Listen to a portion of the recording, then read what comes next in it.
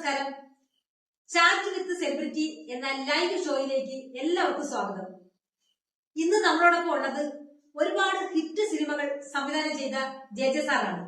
അതായത് ജോലകപ്പറമ്പിൽ ജിതേന്ദ്ര വർമ്മ.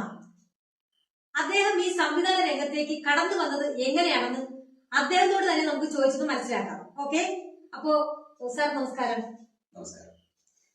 സാർ പറയൂ, സാറ് ഒരുപാട് ഹിറ്റ് സിനിമകൾ സംവിധാനം ചെയ്തിട്ടുണ്ട്.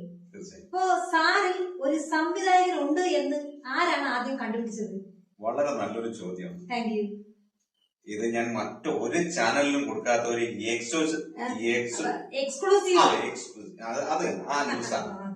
ശ്രദ്ധിച്ച് കേൾക്കാം. തീർച്ചയായിട്ടും. അപ്പൊ ഈ കുട്ടിക്കാലം മുതലേ സംവിധായകനാവണം എന്നുള്ള ഒരു ആഗ്രഹം 1ാം ക്ലാസ്സിൽ പഠിക്കുമ്പോ തന്നെ. 1ാം ക്ലാസ്സിൽ?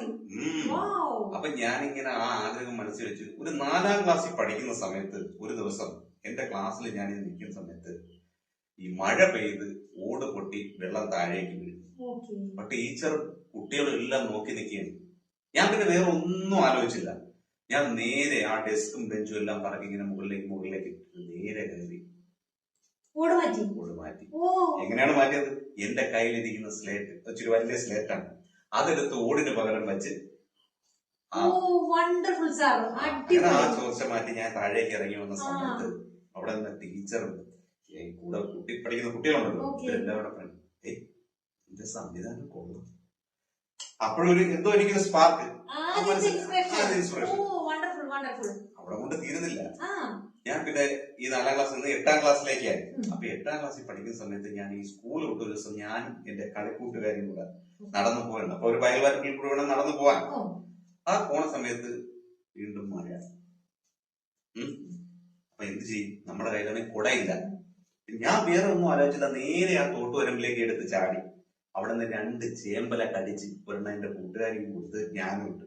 ഉടനെ ആ കൂട്ടുകാരി എന്നോട് പറഞ്ഞു, സംവിധാനം കൊള്ളാം. ഓ, സാറിന്റെ യഥാർത്ഥത്തിൽ ഈ സംവിധാന രംഗത്തേക്ക് വരുന്നതിൽ മഴയ്ക്ക് ഒരു നല്ലൊരു പങ്കുണ്ടല്ലേ? തീർച്ചയായും മഴയ്ക്കൊരു പങ്കുണ്ട്. അത് കറക്റ്റ് ആണ് പറഞ്ഞത്. അവിടെ കൊണ്ട് തീരുന്നില്ല. അപ്പൊ ഞാൻ ആ ഇൻസ്പിറേഷൻ ഇങ്ങനെ കൊള്ളാലോ, സംവിധായകനാവണം എന്നിങ്ങനെ മനസ്സിലുണ്ട്. അപ്പൊ ഞാൻ ഈ സ്കൂളിൽ ജീവിതമൊക്കെ കഴിഞ്ഞിട്ട് നേരെ കോളേജിലേക്ക് പോയി. ആദ്യം കോളേജിലാണല്ലോ ഞാൻ പഠിച്ചത്. അപ്പൊ പഠിക്കുന്ന സമയത്ത് ഒരു ദിവസം ഈ ഓണ സമയത്ത് നമ്മുടെ ഈ കോളേജിൽ ഊഞ്ഞാല്, ഒരു ദിവസം ഞാൻ ചെല്ലുമ്പോ ഈ ഊഞ്ഞാലിന്റെ അടുത്ത് എന്റെ ക്ലാസ്സിൽ പഠിക്കുന്ന കൂട്ടുകാരികളെല്ലാം വിഷമിച്ച് നിൽക്കുകയാണ്. അല്ല, ഞാൻ ചെന്ന് നോക്കുമ്പോ ഈ ഊഞ്ഞാലിൽ കെട്ടിരിക്കുന്ന കമ്പില്ല. പിന്നെ എങ്ങനെ ആടും?